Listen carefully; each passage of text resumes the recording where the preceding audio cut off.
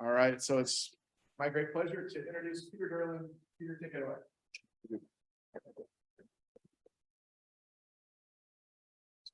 Good afternoon, everyone. So as he was saying, my name is Peter Durland, and then so for my fellowship, I researched tree retention laws in Seattle and kind of how they relate to urban growth here. I kind of like to start things off by just noting I don't really see tree retention and affordable housing to really be at odds with one another. Issues are largely like the result of inefficiency of enforcement and kind of like change enactment with how tree retention is dealt with in the city. So with that, I'll begin by hopefully changing slides. Sorry, one second. Yeah, what was that on the first one? Oh, I might be on here. There we go. Okay. To begin with, I just want to start with some of the benefits that were given with the urban forest. Then I'll kind of go into some of the laws and regulations. For those of you that don't know, there was a new ordinance that was just passed on Tuesday. So I'll talk a little bit about that. Obviously, I haven't dealt through all of that because it's like 60 pages. So I'll go into a little bit of that, and then I'll kind of talk about some of the laws that the city could use to model just how we deal with urban forestry, and then finally my proposed changes. So why preserve trees in the first place? Honestly, if they were just an impediment to urban growth, cut them all down and build. Obviously, that's not how I feel about it. So a number of reasons I'll discuss shortly why that's not the case. And I will say there's also something to be said about having the city look and really feel like the Emerald City that it is. So I'm going to begin with the health and environmental impacts of tree retention and what an urban forest actually builds. So to begin with, psychological health. There was one expert who actually studied the subject and discussed some of the benefits that he saw. Some of those are listed there. They're kind of wide ranging. He also noted in that interview that he wished we had pills that were this good for health. There's another study that was an urban green spaces study that kind of examined the relationship between urban green spaces, so like arboretums, vegetated parks, that kind of thing, and then the increases on mental and physical health. So it found that the presence of green spaces in an urban environment may decrease anxiety and mood disorders. So areas that had higher proportions of green spaces that had closer proximity to the green spaces were associated with lower levels of anxiety and mood disorder treatments. I will also note mental health is a very complicated issue, so these studies are difficult to conduct, but I do think that the correlation between the factors is notable. I will say there was one study that tried to quantify the phenomenon. They said that a 1% increase in canopy cover leads to a 4% increase in mental health. I don't know exactly what that means or how they calculated it, but it was kind of their attempt to kind of put a number on the trend. And then there was another study that was conducted in the UK. So that found that even 2 hours a week immersing yourself in nature was enough to report better health than compared to those who lacked that same exposure. And an interesting part of that study was it didn't actually matter whether the subjects were exercising or not. It was just getting outside that was the important part. And then so for this last part, forest bathing, I'm not sure if any of you know what that is, but basically it's been prescribed as a preventative treatment for like a number of health ailments. Several countries like Japan and South Korea have been using it since like the late 80s, early 90s. Again, data is limited because of the difficulty of measuring impacts, but overall studies show that time immersing yourself in nature is enough to retain some health benefits, even if that's just kind of being outside of nature. So moving on to the more tangible benefits, these are a lot easier to measure. It also, having an urban forest also helps with environmental impacts. So the first of which is temperature control through evapotranspiration and shading. I'll get into that in a minute. And then obviously helps with air quality, filtering the air, and then water and soil quality. So on evapotranspiration, which is a long word, it's the combination of transpiration and evaporation that basically trees and vegetation use to absorb water through roots and emit through their leaves. And so the combination of these two things gives us evapotranspiration. So what it does is it actually helps to cool the air by using heat from the air to evaporate the water. Basically, the more water that runs through the process, the more of a cooling effect exists, and then the same thing could be said for the trees. So in a nutshell, bigger trees use more water. The process can reduce local air temperature by up to 9 degrees Fahrenheit, which is significant. And then again, basically bigger trees and more trees, the more this process occurs. Shading on the other side of the slide is relatively simple concept. Things are cooler in the shade than they are in the sun. So it can lower surface temperature by up to 45 degrees Fahrenheit on a hot day. Imagine standing on asphalt that's been in the sun all day versus standing in one that's been in the shade. And then so another thing that's associated with both of these is urban heat islands. So these are some of the maps that were taken of Seattle during the summer. And so basically what this is the urban heat island effect is where dark surfaces with lack of tree cover like asphalt, as I was saying, absorb and reflect heat, which increases the surrounding temperature. One study found that there was a 23.3 degree difference in temperature between locations in King County and a 20 degree difference between two locations just in Seattle due to canopy coverage and vegetation. And that can have serious consequences. So I'm sure some of you remember the heat wave we had in 2021. Washington reported 138 heat-related deaths between June 26th and August 31st, 70 of which occurred during that heat wave. And just for reference, the same period that was recorded the previous year was 7. So it can have very dire health consequences.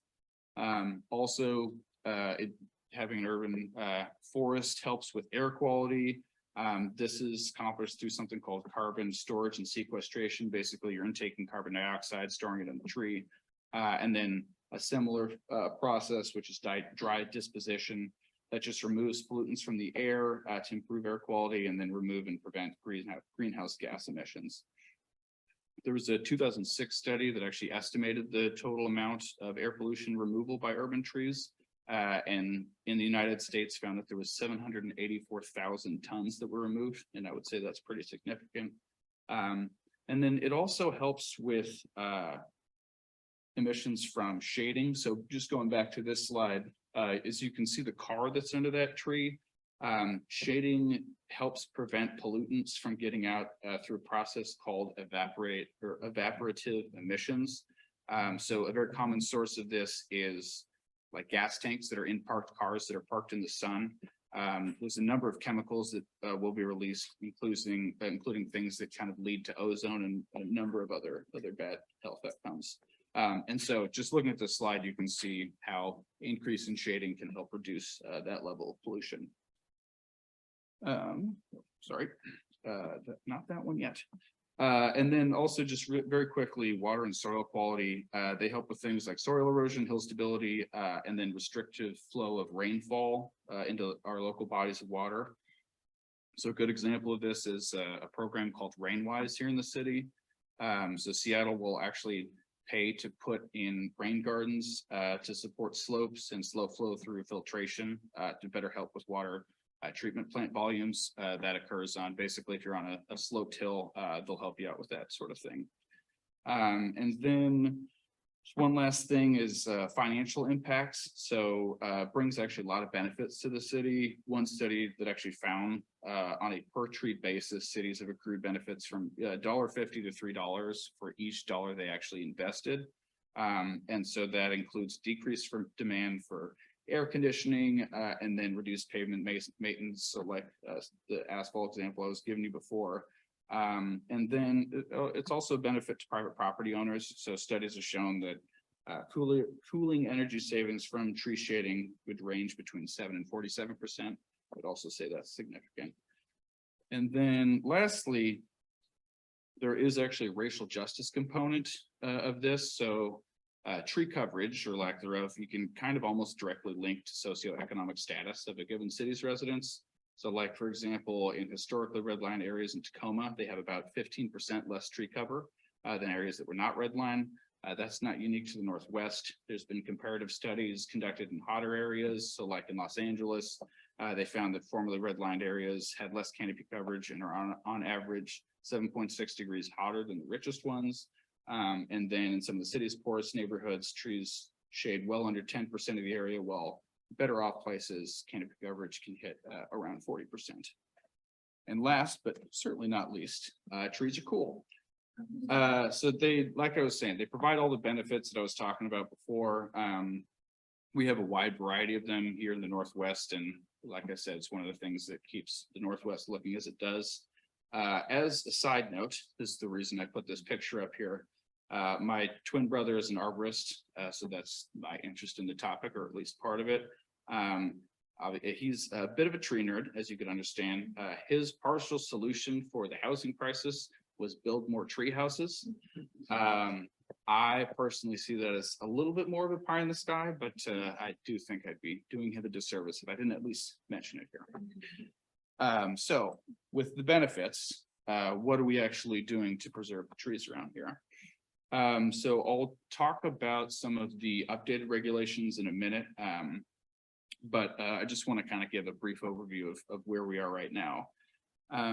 So some of the issues with the system is basically there's just too many departments in charge of trees in various contexts, and the oversight and implementation of a lot of these things is lacking, which kind of just generally leads to lack of enforcement of any of the provisions that actually have been entered.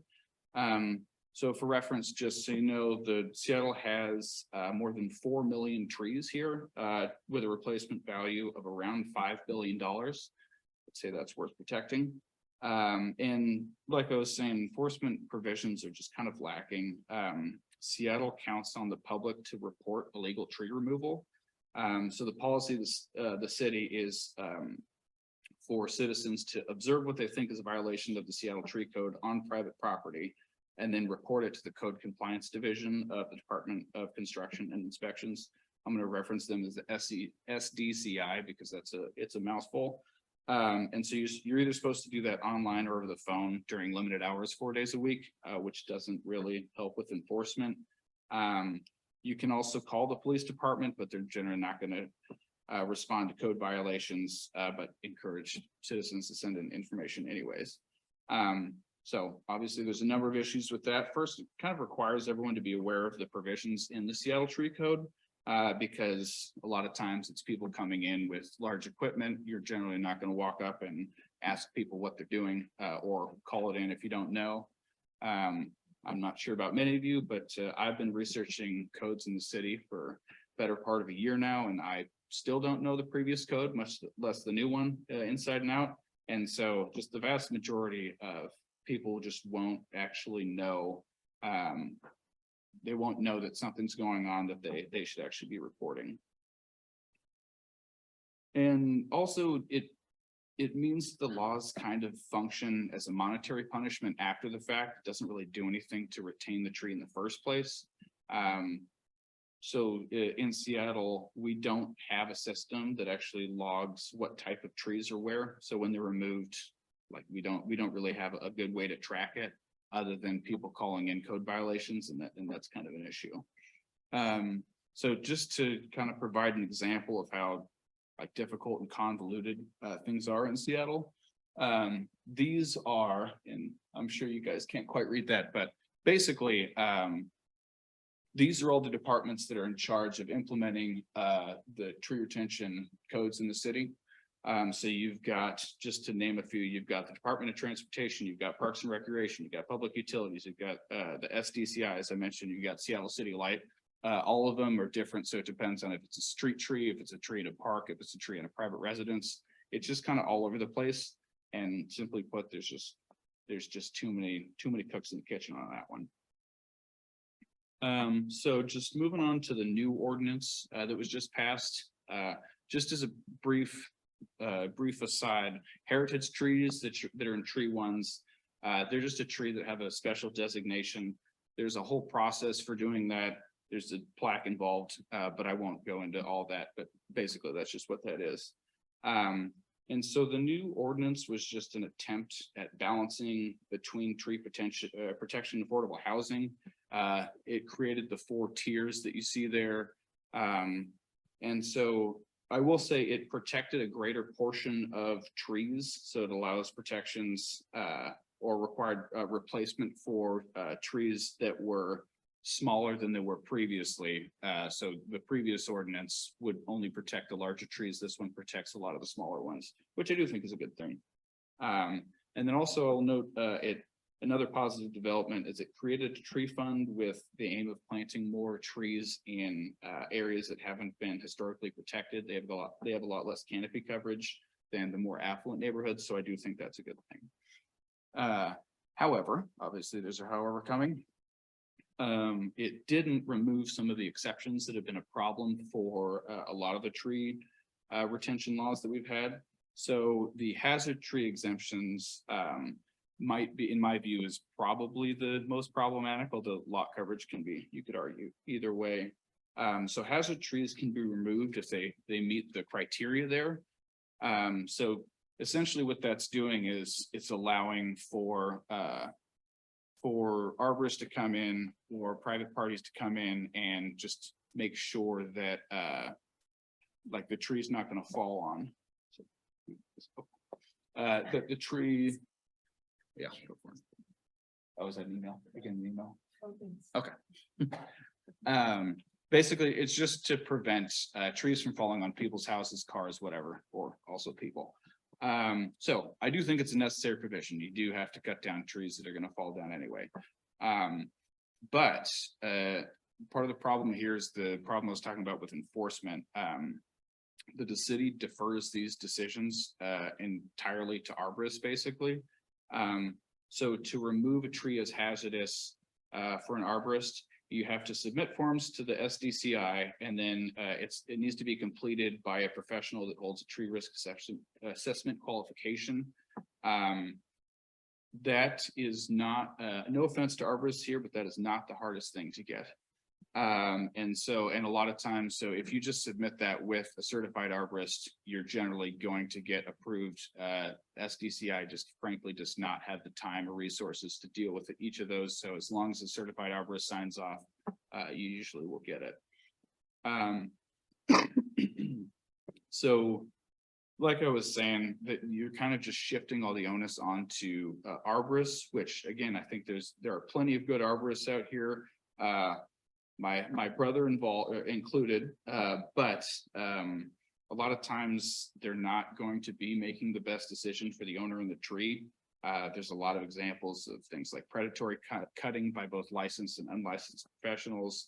And so I would argue you need a more neutral evaluator than somebody who has a business interest in either cutting down or trimming the tree.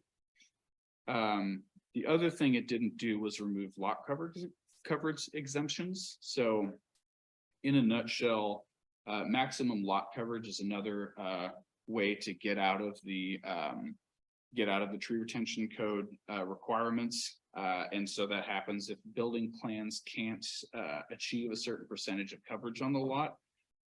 There were some amendments to not specifically to Seattle here. I believe it was a statewide thing, but basically allows developers to cut down trees if they can't achieve 85% lot coverage in low-rise areas or 100% lot coverage in commercially zoned areas.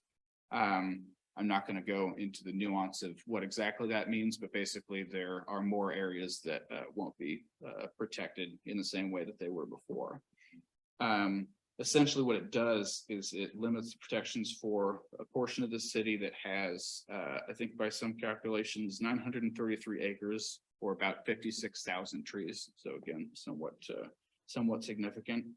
And then I just want to provide an example of what that actually looks like, because I'm aware it can be hard to visualize.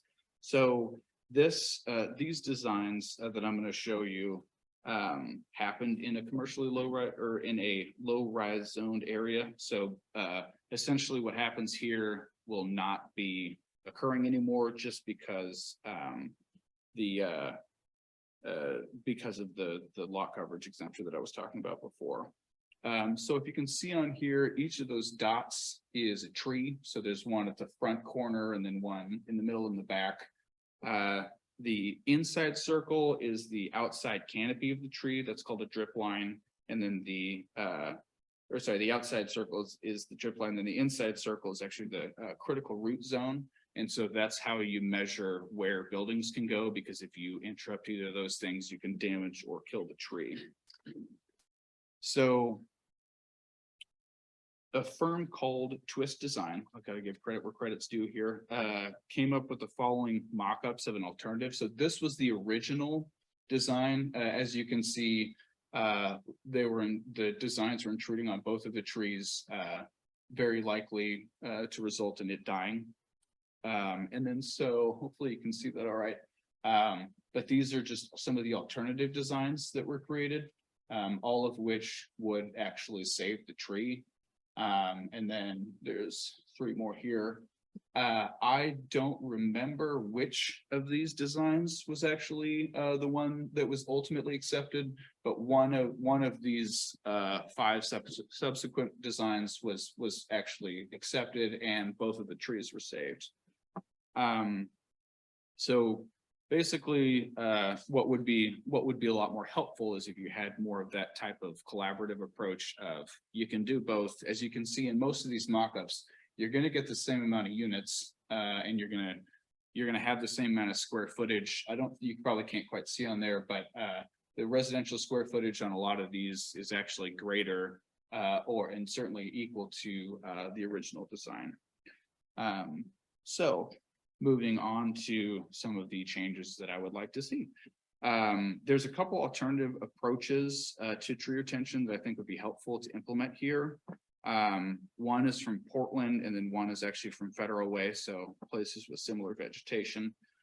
Beginning with Portland, they unlike our enforcement process, which is kind of primarily operating through either permits or complaints, as I was saying.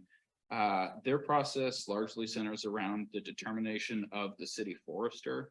So some of the determinations are made by the director of the Bureau of Development Services, which is basically their corollary for our SDCI. And so for the major projects, ones that are concerned larger projects and trees, they're all subject to review by the city forester. So as you can see, the forester has some of those responsibilities. Basically what that would be doing is just consolidating a lot of the very different departmental functions for each of the trees that we have here in Seattle.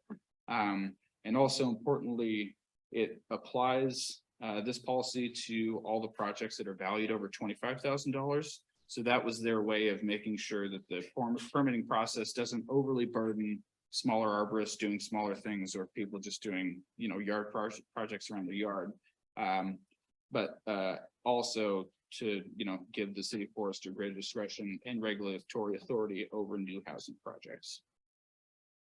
And then Federal Ways tree replacement is a little bit more stringent than Seattle, because you need to have written approval by the city or permit applications. And they use a thing called tree unit credits. So as you can see on there, they actually have a table that classifies, the existing category of the tree, and then determine the replacement value. Importantly for this, it has the point system where it values retention over replacement. So the original tree, as you can see here, is going to have higher tree unit credits than any of the replacement ones, and so that would just makes it easier for a developer to keep the trees as opposed to just replacing them either there on the property or elsewhere. And it also is explicit about how groves are to be replaced. So it says that where tree replacement is required in order to achieve minimum tree units per acre, replacement trees shall consist of a mix of evergreen and deciduous trees suitable to specific site conditions. So a little bit more criteria than we have here. And so the ordinance here the new ordinance does require replacement, But it's contingent on the determination of the director of the SDCI to replace a tree with one, and I quote, that at maturity is roughly proportional to the canopy cover of the original tree. There's a lot of deference there given to the Department of Construction Inspections. And for trees, a lot of times it takes decades. So there's a little standard of like what roughly proportional actually looks like. You could plant the exact same tree. You could even do the same seedling in the same place. And if you put a building in front of it, it's just not going to grow.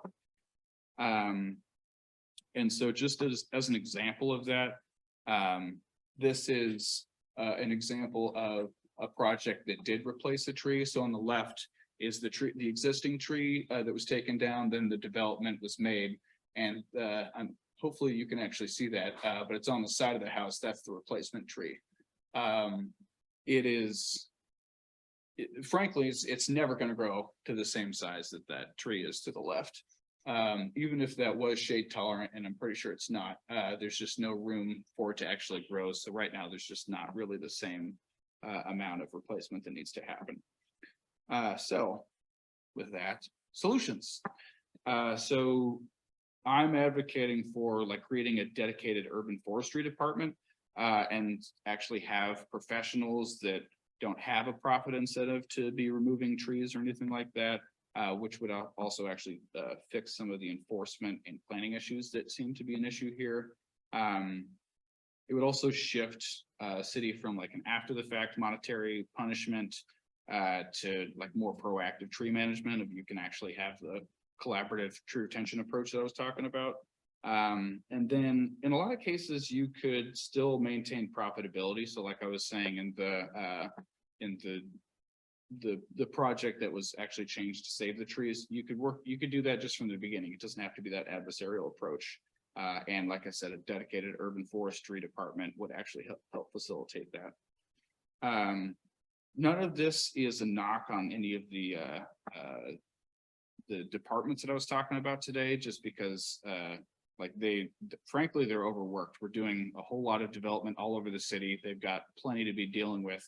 It's just one extra thing they have to deal with, and they're just not really equipped to deal with all the building permits and other requests for inquiries and that kind of thing. So just creating that separate department would go a long way to fixing that. And yeah, like I was saying, just help create a more integrated approach and just create a more healthy ecological system for Seattle. So thank you.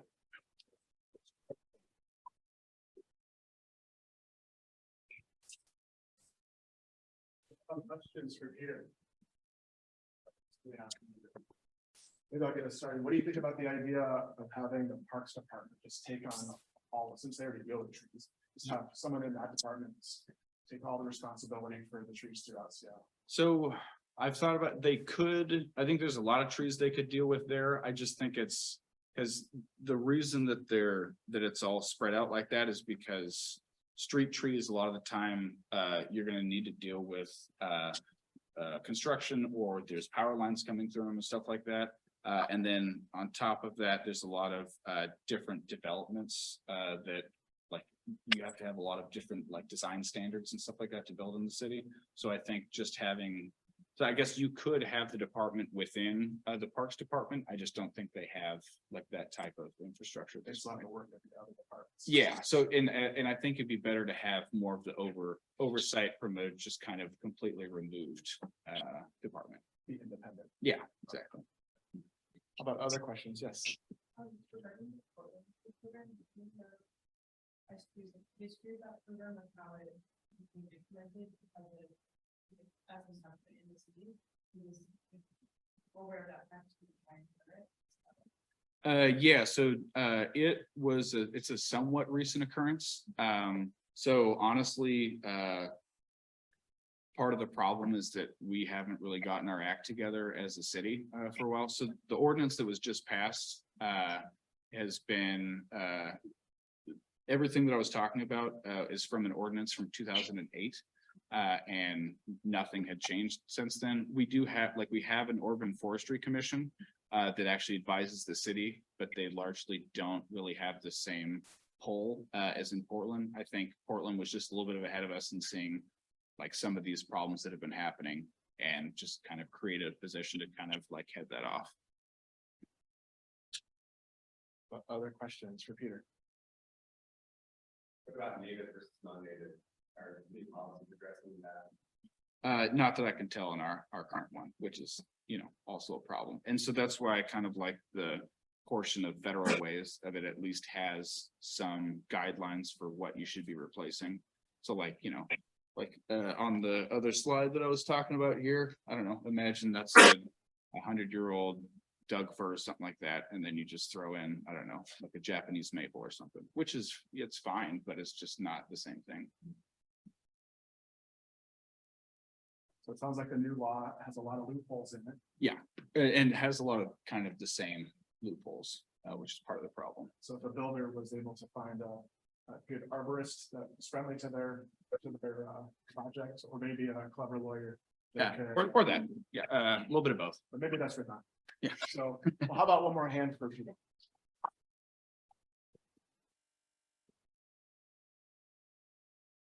Thanks very much.